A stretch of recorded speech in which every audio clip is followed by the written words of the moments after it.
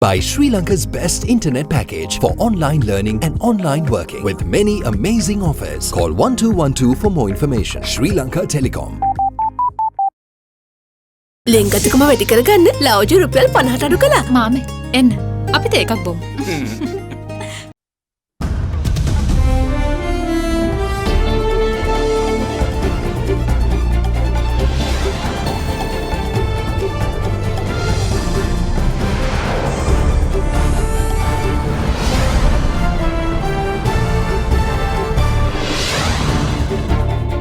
Tonight, back to school. Ministry of Education announces special school reopening system based on students' numbers from the 10th of August. Who was responsible? Is the Commission told that National Security Council was briefed on ISIS moves towards the island months before attacks happened? A case of inaction. Deputy Solicitor General critiques failure of 87,000 police personnel to arrest Negombo prison chief 1 week after warrant issued. Good signs. LMD Nielsen report shows increased stability, but further improvement depends on COVID-19 situation. All that and much more coming up on First at 9, this Wednesday the 29th of July 2020. Nava Sunlight Sakura. Then Dikukal Pavatina Sakura Mal Suandin. From AdaDerana, this is AdaDerana First at 9. Live from Studio 24 in Colombo. Good evening and welcome to First at 9. I'm Dhammik Ekanayak. Let's start with your local stories. The Presidential Commission of Inquiry continued to hear the testimony of former Director of State Intelligence Service Senior DIG Nilantha Jayawardena, and during it, part of which was barred to media personnel, the Commission was told of instances when the National Security Council, attended by President Maithripala Sirisena and Prime Minister Ranil Wickremesinghe, were briefed on ISIS moves towards Sri Lanka. When questioned on the relationship between the intelligence services at the time, the former intelligence chief stated that the ties between agencies could not be described as ideal. Former State Intelligence Service Director Senior DIG Nilantha Jayawardena testified for the second day running at the Presidential Commission of Inquiry probing the Easter Sunday attacks yesterday. Members of the media were, however, barred from covering the first hour of his testimony. The Commission was told that although Zaran Hashim was the leader of the National Tawhid Jamaat, the organization's theorist, however, was an Islamic cleric named Naufal Maulavi. The witness stated that just as the LTTE had Anton Balusingham to guide the organization's ideology, Naufal Maulavi played a similar role within the extremist organization. He added that Naufal Maulavi, who returned to the country after 19 years spent in Qatar, had been involved in a leadership struggle among the attackers at a safe house in Endera Mulla on 13th April, just a week before the attacks. The witness revealed that following the attacks, the suspect had been arrested during curfew hours on 22nd April 2019 while staying at a hotel in Dambulla. He also revealed that although news that Zaran Hashim had fled the country after the Alia Junction clash had been disseminated to mislead authorities, he had instead been in hiding at his wife's family residence in Kakunugolla, Narammala. The witness told the Commission that National Intelligence Chief Cicero Mendes had been informed of Zaran's close links to the Mavanella suspects and of his calls to his followers to instigate attacks in parallel with other ISIS attacks across the world 6 months before the attacks were carried out. The Commission then asked the witness if the strong wartime links that existed between the intelligence communities existed at that time. He responded that despite the best efforts of the Ministry of Defence to maintain such close ties between the intel agencies, it was difficult to label the relationships as close at the time. The witness also revealed that he had briefed then President Maithripala Sirisena and Prime Minister Ranil Wickremesinghe on several occasions during National Security Council meetings on the naming of Sri Lanka by ISIS as part of the Islamic State of Khorasan. Further, the Council had also been provided detailed briefs on Sri Lankans who had left the country to join ISIS, along with their online activities and links. The witness was then asked to detail the response of the National Security Council to revelations of ISIS activity in Sri Lanka. The former state intelligence head responded that such an answer could only be provided to the Commission and representatives of the Attorney General's Department without the presence of media personnel. In response to this, a member of the Commission urged the witness to answer the question after reminding him that such a question was based on the testimonies of 255 previous witness testimonies, making him the 256th so far. However, Senior DIG Jayawardena told the Commission, regardless of what others have said, I cannot do so as I am the former director of the State Intelligence Service. Hence, speaking openly could lead to political and personal issues. Ceylon Bank, the bank with a heart. The Ministry of Education has announced a special school attendance system based on student numbers at schools. It announced that as of the 10th of August, schools will officially reopen but will have to follow a new roster-like system for different grades. Schools will be reopened on the 10th of August after the interim holiday period ends. However, the Ministry of Education has decided to allow reopenings based on the number of students in the schools. Accordingly, schools with less than 200 students will open on the 10th of August for all grades. However, students in primary schools and primary section students of secondary schools with more than 200 students will be expected to follow a stipulated procedure. Accordingly, students of grade 1 will be allowed back at school on Monday, grade 2 on Tuesday, grade 3 on Wednesday, and students of grade 4 on both Thursdays and Fridays. Students of grade 5, however, will be allowed back at school throughout the week. Furthermore, a system for students in secondary schools with more than 200 students has also been issued by the Ministry of Education. Based on the new system, students of grades 10, 11, 12 and 13 will be allowed to school regularly. However, students of grade 6 will be allowed to school on Monday, grade 7 students on Tuesday, grade 8 students on Wednesday, and grade 9 students on Thursday and Friday.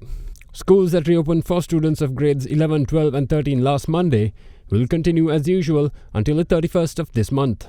6 වෙනි ශ්‍රේණිය 7 වෙනි ශ්‍රේණිය 8 වෙනි ශ්‍රේණිය සහ 9 වෙනි ශ්‍රේණියේ සඳහා පාසල ආරම්භ වෙන්නේ පෙරවරු 7:30ට පාසල අවසන් වන්නේ පස්වරු 1:30ට 10 11 12 13 ශ්‍රේණි වලට පෙරවරු 7:30 සිට පස්වරු 3:30 දක්වා පාසල ආරම්භ වෙනවා. පස්වරු 3:30 දක්වා කාලසටහනක් හිමි නැති සීලුම ගුරු බෞතුන්ට සුපුරුදු පරිදි 1:30ට තමන්ගේ පාසලෙන් පිට වෙන්නට අවස්ථාව තියෙනවා. ඔක්තෝබර් 9 වෙනිදායි අපේ දෙවන වාරයේ අවසන් වෙන්නට නියමිතව තිබෙන්නේ. 9 වෙනිදා වෙනතෙක් මේ වැඩසටහන ක්‍රියාත්මක වෙනවා. In a separate development, health officials have informed heads of schools not to open canteens until final confirmation is issued that the COVID-19 situation is under control. අගෝස්තු 3 වෙනි සඳුදා පොහොය නිවාඩුව. අගෝස්තු 5 වෙනි බදාදා මහා මැතිවරණය. මහා මැතිවරණය වෙනුවෙන් පාසල් 8000කට වැඩිය මැතිවරණ කොමසාරිස් දෙපාර්තමේන්තුව ලබාගෙන තියෙනවා. සමස්ත ගුරුවරුන්ගෙන් සිට 60කට වැඩිය මේ මැතිවරණ රාජකාරී සඳහා උන් කැඳවලා තියෙනවා. ඒතර මැතිවරණ කොමසාරිස් දෙපාර්තමේන්තුව පාසල් අපෙන් ඉල්ලන්නේ අඟහරුවාදා බ්‍රහස්පතින්දා ඡන්ද ගණන් කරන දිනය. ඒ වගේම සිකුරාදා දවසත් බොහෝ වෙලාවට ඡන්ද කටයුතු වෙනුවෙන් මේ මධ්‍යස්ථාන මැතිවරණ කොමිසමේ අපේක්ෂා වෙලා තියෙනවා. අධ්‍යාපන අමාත්‍යාංශයත් එක්ක ඒ පිළිබඳව සාකච්ඡා කරලා තියෙනවා. නිසා අපි විශ්වාස කරනවා අපේ දරුවන් ඒ සතිය තුළ පාසල් වෙත පැමිණීම අවශ්‍ය වන කාරණාවක් කියලා අපි විශ්වාස කරන්නේ නැහැ. Now, with just a week to go for the general election, the Ministry of Passenger Transportation has announced a special plan to provide transportation facilities from Friday the 31st of July for members of the public travelling home to cast their votes. In the meantime, postal voting for the Rajangana electoral division in the Anuradhapura district commenced this morning after the area was reopened following its virus scare earlier this month. Travel restrictions in a few villages in Rajangana, which were isolated as a result of the COVID-19 outbreak, were relaxed on Monday evening. Following this development, postal voting for the Rajangana electoral division commenced at 9 a.m. this morning in 5 polling stations, with 420 residents entitled to cast their votes.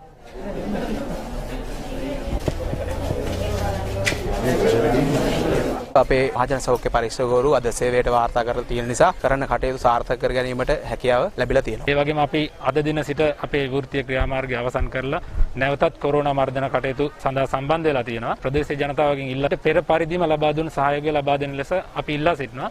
In the meantime, the Ministry of Passenger Transport Management stated that a special plan starting from 31st July until the 10th of August has been organised to provide transportation facilities to people returning home to cast their vote from Colombo and the suburbs, with similar arrangement made for their return.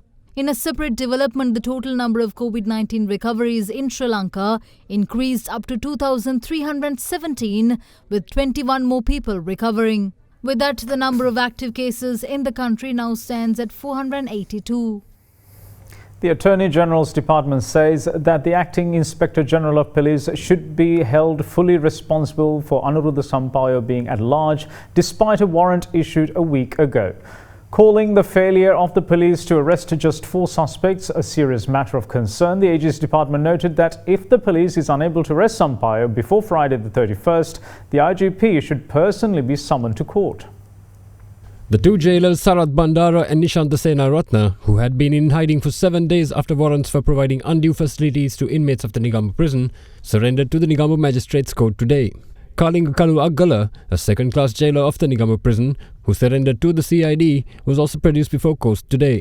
Appearing on behalf of former Superintendent of the Negombo prison, Anuruddha Sampaio, President's Counsel Upul Jayasuriya said that the court issued a warrant against his client without properly studying the charges.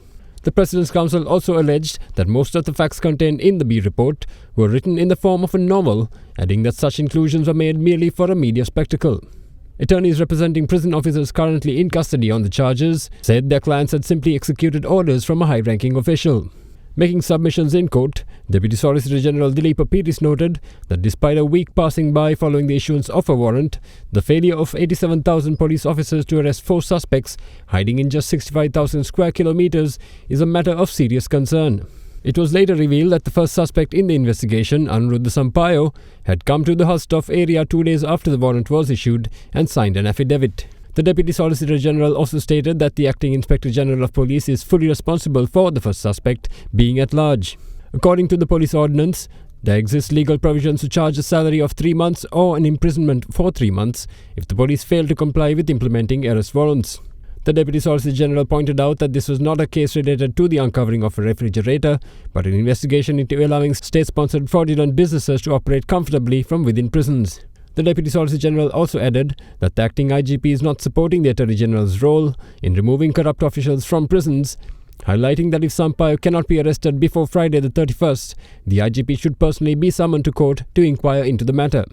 He also noted that if the police fail to implement the arrest warrants in accordance with court proceedings, the Attorney General would take legal action against the IGP or any other official. After considering views of both parties, the court stated that steps would be taken to extend the warrant of the first suspect, Anuruddha Sampaio. The 3 arrested prison officials were ordered to be remanded until the 4th of August.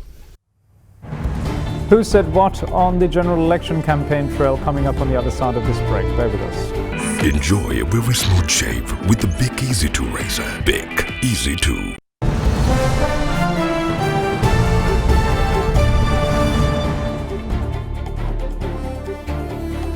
Welcome back. You're watching First at 9. Now, President Gotabaya Rajapaksa says that the space has now been created for people to take advantage of the imports ban by engaging in cultivation to replace the loss of imported goods. He made these comments while addressing the people present at SLPP gatherings organised in support of the Kalutara district candidates during the day. President Gotabaya Rajapaksa participated in a rally organised by Sri Lanka Podujana Perumana candidate, Foreign Minister Dinesh Gunawardena, in Avisavella yesterday.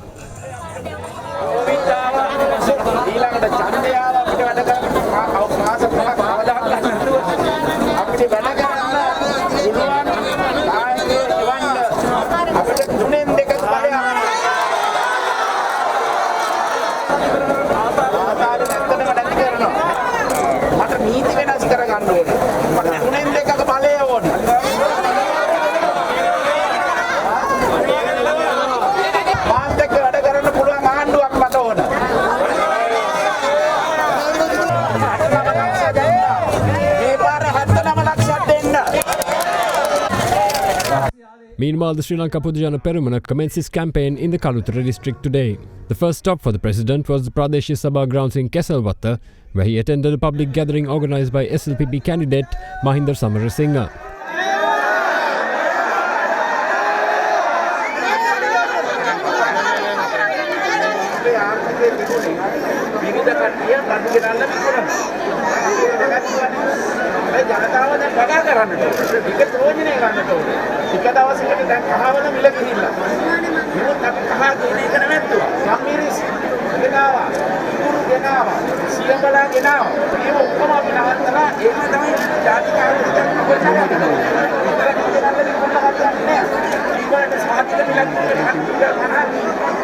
අද ගෝලියොත් කතා කරන්නේ සල්ලි උපාධිධාරීන්ගේ 50000ක් ඉන්නේ. එතකොට දැන් ඡන්දය ඉවර වෙච්ච ගමන්ම 1,50,000කට ඉන්න රැකියාවල් හම්බ වෙනවා. එහෙම තමයි මේ ආර්ථිකය ගොඩනගන්නට පුළුවන්. Following this, the president also made an appearance at an event held in Galmatta Matugama, organised by candidate Anupa Pasquale.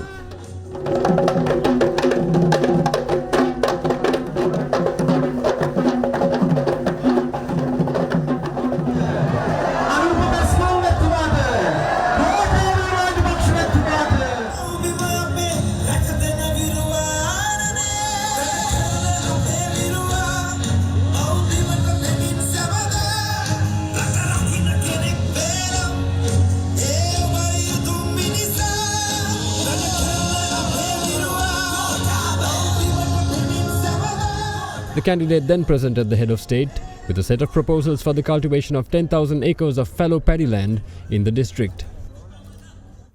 Prime Minister Mahinda Rajapaksa meanwhile says that undoing the mistakes made by the government of good governance may not be an easy task, given that the debt racked up during the time amounted to more than what was spent on all major development projects during his presidency. The Prime Minister added that the previous regime gave the wrong impression to international investors by providing inaccurate facts regarding the country's debt situation at the time. A forum for professionals organised under the theme Post-COVID-19 Challenges and the Way Forward was held in Colombo today under the patronage of Prime Minister Mahinda Rajapaksa. යහපාලන ආණ්ඩුවෙන් කරපු දේවල් නිවැරදි කරන්න ලේසියෙන් බෑ. ණය ගෙවන්න බැරි නිසා හම්බන්තොට වරාය චීනියට අවුරුදු 200කට බදු දෙනවයි කියලා ලෝකයාට කියපු එකෙනුත් මම හිතනවා ලංකාව ගැන සම්පූර්ණයෙන්ම වැරදි චිත්‍රයක් ආයෝජකයන්ට ගියා. 2019 අවුරුද්දේ විතරක් යහපාලන ආණ්ඩුව සවරින් බොන්ඩ් දෙකකින් ඩොලර් මිලියන 4500ක ණයක් ගත්තා.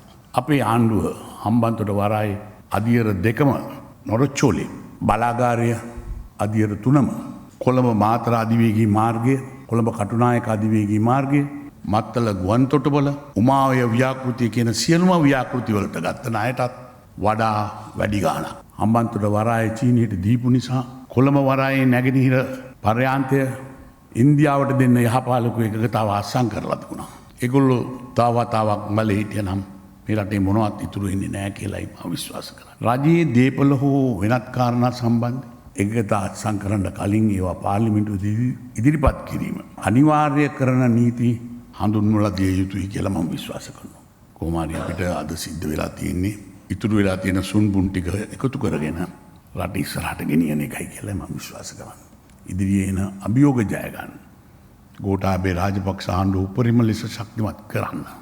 සෑම ශ්‍රී ලංකේකෙකුම තමන්ගේ ඡන්ද බලය පාවිච්චි කරයි කියලා මම විශ්වාස කරනවා.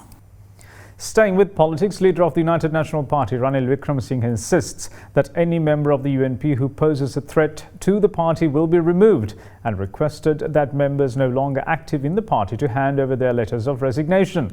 The UNP leader made these remarks when he expressed his views on the recent expulsion of over 100 UNP members. The United National Party's working committee decided to expel 115 of its members, including 54 parliamentarians who submitted nominations from the Samagi Jana Balawegya and 61 local government members. Releasing a statement on the move, UNP General Secretary Akhila Viraj Karyavasam said that the decision was taken based on court verdicts. The Secretary-General says the complaints of the SGB being rejected by the courts proved that no member of that party could be a member of the UNP. He says that the court ruling was disgraced by saying that United National Party has struck a deal with the government, adding that such a statement was made to taint the independence of the judiciary. He noted that the government is attempting to abolish commissions, including the Independent Judicial Commission, highlighting that the Samagi Jana Balawegya is working well in line with the deal struck while dancing to the government's tune by protecting illegal parties and its members. The matter was also taken up during a UNP as well as a SJB media briefing held today. අපට අවශ්‍ය වුණා නීතියට අවනතව කටයුතු කරන්න. ඒකෙන් අපි කණ්ඩායම් 5ක් 4ක් දැම්මා මේ සම්බන්ධ. පළවෙනි කණ්ඩායමේ ප්‍රතිඵලය තමයි ඊයේ ආවේ. ඒ වගේ අස්කරගෙන යනවා. ඔය අස්කරපු 52 ලිස්ට් එකේ සජිත් ප්‍රේමදාස මහත්තයාගේ නමයි රජිත් බතුම්බණ්ඩාර මහත්තයාගේ නමයි නෑ කියලා තමයි කියන්නේ. අමන් රත්නප්‍රිය මහත්තයා අද මේ උදේ තිබිච්ච මාධ්‍ය සාකච්ඡාවේ කිව්වා මේ දෙක නෑ කියලා. පක්ෂ කුද්ධාධිකාරි මණ්ඩලයේම ඉන්නවද? මේ දැන් මේ පුවත්පතක් ලොකුවට වාර්තා කරලා තියෙනවා යහපාලන සමයේ සංස්කෘතික අරමුදලේ බිලියන 11ක වංචාවක්. ඔබතුමාලගේ ආණ්ඩුව. අන්න හරි. දැන් කවුද සංස්කෘතික අරමුදල? සජිත් ප්‍රේමදාස නේද? මොකද හැම තැනම පෙන්වන්න නැදුවේ ප්‍රශ්න තියෙන UMP එකේ එතන නැහැ කියලා. මේ ප්‍රශ්න හැමදේනම තියෙන එතනයි. මෙතනින් බැහැර ගියාට පස්සේ තමයි එක්සත් ජාතික සුද්ධ වුනේ. ඒතකොට යහපාලනේ තිබිලා නැත්තේ යහ තමයි. අන්න. යහ තිබිලා නැහැ. නෑ යහ නැහැ. පාලනේ තිබිලා තියෙනවා. පාලනේ නැති. ඔහු මධ්‍යම සංස්කෘතික අරමුදලේ මුදල් වියදම් කරේ මේ රටේ ආගමික ස්ථාන දියුණු කරන්න ගොඩනැගිලි හදන්න. ඒ කිසිම එකක් අතහැරනුන්නේ මේ සියල්ල රාජ්‍ය ආයතන හරහා ක්‍රියාත්මක කරලා තියෙන්නේ. අනිත් කරලියට ඇවිල්ලා තියෙන රාජපක්ෂ වික්‍රමසිංහගේ මේ මැතිවරණය දවස් ගානක් තියා පක්ෂ සමාජිකත්වයේ තහනම් කරලා ඉවත් කරනවා. මේ රටේ මහජන ඡන්දයෙන් පත්වෙච්ච മന്ത്രിවරු විභාගයක් තියලා තමයි മന്ത്രിකම අයින් කරන්න පුළුවන්. අපි අහනවා එක්සත් ජාතික පක්ෂයෙන් මේ සුළු කොටසේ ලේකම්වරයාගෙන් කරුණාකරලා නම් ටික කියන්නේ. ඒ മന്ത്രിවරු 60 ගානෙම മന്ത്രിකම ආරක්ෂා කරන්න කටයුතු කරනවා. දැනටමත් අපි ජනාධිපති නීතිඥවරු කීප දෙනෙක් එක්ක අධිකරණයට යන්න කටයුතු කරලා മന്ത്രിකම ආරක්ෂා කරලා දෙනවා. Meanwhile, leader of the UNP Ranil Wickremesinghe expressed his views regarding the expelling of party members. බලවේගයේ ක්‍රියාකාරී සමාජිකයන් කිසිවෙකුට එක්සත් ජාතික පක්ෂයේ සමාජිකත්වයක් දරන්න බෑ. මේ පක්ෂයට තර්ජනයක් ඇති වෙන්න බෑ. මගෙන් පස්සේ දැන් ඉන්නවා මම මෙතන වැඩි කාල නෑ. මගෙන් පස්සේ ගන්න තරුණ නායකත්වය ඉන්නවා. ඒ අයට මෙහෙම තර්ජනයක් බාර දීලා මම යන්න කැමතියි. මට ඕනේ මේ පක්ෂ ආරක්ෂා කරන්න. ඒකයි මම කියන්නේ මේ සියලු දෙනාටම අපේ පක්ෂේ නැත්තම් කරුණාකරලා ඉල්ලා අස්වීමේ ලිපිටි කෙවන්න. පක්ෂයට කැමති නැත්නම් ඕනෑක් කෙනෙක් පක්ෂයෙන් පිට වෙලා අලුත් පක්ෂයක් හදන්න පුළුවන්. එකම එක්සත් ජාතික පක්ෂයයි තියෙන්නේ. දෙකක් නැහැ. අනුන්ගේ සෙරපු කුට්ට මනන් යන්න එපා. අපේ සෙරපු කුට්ටම අපිට තියන්න. එච්චරයි මම කියන්නේ. In the meantime, leader of the Samagi Janabalavega, Sajith Premadasa, paints a picture of prosperity for pepper and citronella farmers, saying that they can look forward to higher prices under a government led by him. He made these comments while addressing a public gathering in the Ratnapura district. Samagi Janabalavega leader Sajith Premadasa participated in a public gathering that worked off in Amlipitiya in the Ratnapura district yesterday. එදා මම එනකොට ගම්මිරිස් මිල 650යි. දැන් කීයද? එහෙමයිනේ. ගම්මිරිස් ප්‍රතිඅපනයනය කරලා ඒ ජාවාරම් කාර්යෝ අද සමග ජන බලවේගයේ නැහැ. එදා පැංගිරි තිබුණා මං හිතන්නේ 7000ට. දැන් කීයද? 2500යි. 1500යි. ගම්මිරිස් වලට පැංගිරි වලට උසස් මිලක් ලබා දෙන්නට අනිවාර්යයෙන්ම කටයුතු කරනවා. The Samagi Janabalavega leader then participated in a gathering organized in Kolonna. මොකද්ද 2010 ලැබෙනකොට වෙන්නේ? මිනිස්සුන්ගේ අතේ සල්ලි වැඩි වෙනවා. මොනවද මේ සල්ලි වලට ජනතාව කරන්නේ? ආයෝජනයේ පාරිභෝජනයේ ඉතිරි කිරීම. ඇමරිකා එක්සත් ජනපදයේ ඇමරිකානු ඩොලර් ට්‍රිලියන 2.3ක් ජනතාවට ලබා දෙනවා. තැපෑලින් ගෙවල් වලට චෙක් පතෙන් ඉබේටම බැංකු ගිණුම් වලට බැර කරනවා. අපේ රටේ වගේ වහල්ලුන් හැටියට හැසිරෙමින් පොහොට්ටුවේ മന്ത്രിවරුන්ගේ ළඟට ගිහිල්ලා වටවන්දනාවේ යන්නට අවශ්‍ය නැහැ. අනේ අපිට දෙන්න අනේ අපිට සහයෝගය දෙන්න යනාදී වශයෙන්. ඒක තමයි අලුත් ක්‍රමය, නූතන ක්‍රමය. We will see you shortly. Bear with us.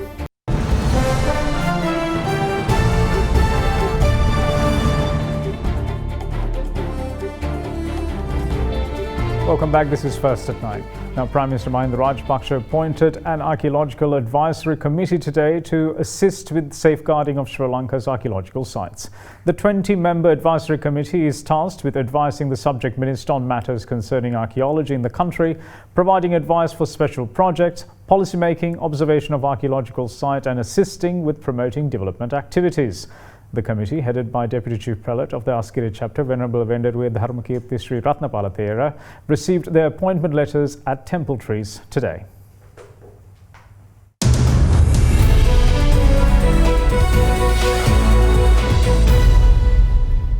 Now, the latest LMD Nielsen Confidence Index report says that signs of stability are showing, but that would depend on whether a second wave plunges the index southwards or effective containment measures to prevent any further cases sends it upwards.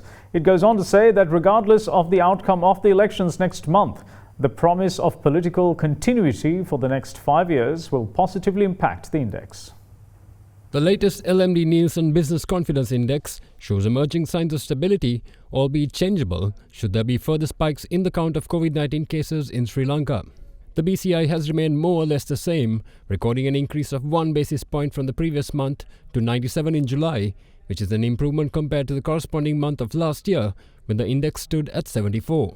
However, the BCI remains well below its 12-month and all-time averages of 119 and 127 respectively. Nielsen's Direct-to-Consumer Insights Therika Miana-Denia stated that sentiment seems to be stabilizing as civilians and businesses slowly begin to operate as near normal as possible. Furthermore, she observed that as big businesses count their losses and make loss mitigation plans, many smaller companies and SMEs are on the verge of closing down. Much like last month, the impact of the coronavirus is deemed to be the most pressing issue for businesses today, while political instability is also cited as a major corporate concern, as are high taxes and inflation. Miana-Denia points out that with an election around the corner and the fear of a second wave of coronavirus looming like the sword of Damocles over people's heads, the future of the index is very unpredictable. She added that if a second wave does materialize and the country is plunged into despair once again, it is likely that the index will plummet. On the other hand, if the country is able to effectively curtail the virus, the BCI may continue to rise. She added, quote, "We are inclined to add that no matter what the election outcome turns out to be, the mere fact that there will be political continuity for the next 5 years may well see the BCI heading north, subject to what's next on the COVID-19 front," unquote. Now, in the stock market, shares ended lower at the end of trade today, dragged down by communication and materials sector stocks. The benchmark CSE All Share Price Index closed at 0.11% lower at 5,094, with foreign investors net sellers offloading 303.8 million rupees worth of shares, while the S&P SL20 index of more liquid stocks slipped 8.34 points to 2,163.09. Trading volume on the All Share Price Index fell to 43.5 million shares from 51.4 million shares on the previous session. Now, here's a brief report on today's market performance. Market activity by the retailers and high net worth that drove the market to the negative sentiment zone for the second consecutive day. After the experienced slight dip in the first 30 minutes of the trading session, market witnessed a sideways movement, volatile movement during the midday of the session. The last 15 minutes of the trading, market recorded a sudden drop due to the selling pressure in the Ceylon theatres, and market closed at 5,094, losing 5 points. And parcel trades boosted the turnover by the contribution of 18%. The banking sector counters contributed by the most activity counters. And the foreign side, we saw the foreign selling on the selective counters, and for today foreigners are net sellers. And the market, the most activity we witnessed on the banking sectors, and plus we saw some interest coming from the retail side into the plantation sector. Now, in the currency market, the Sri Lankan rupee closed flat at 185 rupees and 72 to 77 cents to the US dollar today. The rupee closed at 185 rupees and 73 to 78 cents to the greenback yesterday. Now, let's take a look at how the Sri Lankan rupee traded against other major currencies during the day.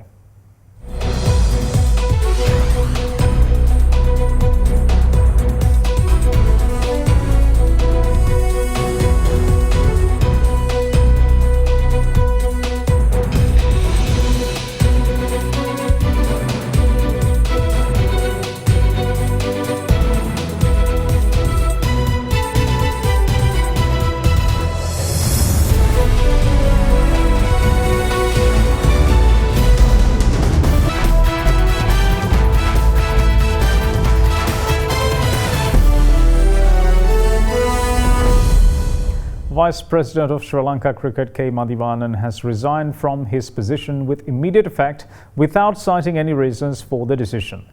Madivanan was elected as one of the two Vice Presidents of Sri Lanka Cricket along with Ravin Wickramaratne during the election in February 2019. He has served multiple terms as Vice President of Sri Lanka Cricket since 2012 and had also been Secretary for the interim committees between 2006 and December 2008. Following his stepping down, Dr. Jayantha Dharmadasa was appointed as the new Vice President by unanimous decision of the SLC Executive Committee. And that's it from all of us here at First at 9. Thanks for watching. Bye-bye.